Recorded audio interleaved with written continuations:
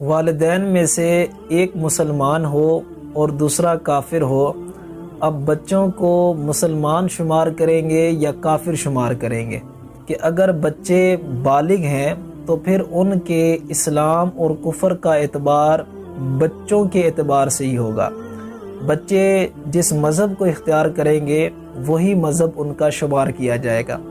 लेकिन अगर बच्चे नाबालिग हैं, समझदार हैं, नाबालिग हैं लेकिन समझदार हैं, या सिर्फ नाबालिग ही हैं, तो वालिदैन में से जो मुसलमान होगा बच्चे उसी के ताबे होंगे, यानी बच्चे मुसलमान शुमार किए जाएंगे।